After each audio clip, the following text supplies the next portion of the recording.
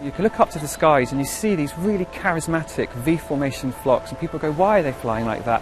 How are they flying like that? And we really wanted to try and answer that question.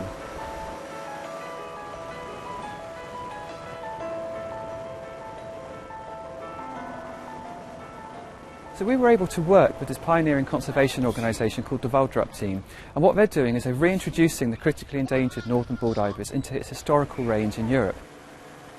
What that enables us to do is to work with them, with their birds who are undertaking actual migratory flights, to begin studying these aerodynamic interactions between the individuals in the flock. So what happens is when the birds are hatched, they're imprinted immediately onto these human foster parents, and the human foster parents spend every waking moment of every day with these birds, and they become completely imprinted. They spend all their time together. As the birds get older, they're taught to fly behind a microlight, which the human foster parent sits in and calls these birds to follow. What that enables us to do is to use our technology that we've developed in our lab, which are these little loggers here. They don't look like much, but what they are is amazingly powerful tools for understanding how animals move.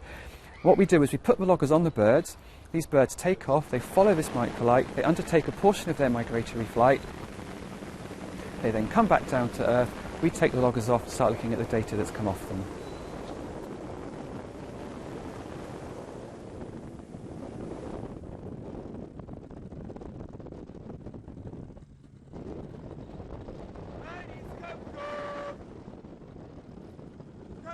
The first interesting result is that the birds are positioning themselves in aerodynamically optimal positions. So they're seemingly very aware of where the other birds are in the flock, and they put themselves in the best possible position. So what happens when a bird is flying forward is behind most of the birds you get downwash, but off the wingtips you get this beneficial upwash coming off, which gives you a little extra lift. It can give you a bit of a free ride for the bird that's following. So what the other bird wants to do is to put its wingtip in that upwash off the bird in front. And they're not just putting themselves in the right positions, but they're doing the right thing when they're in that position.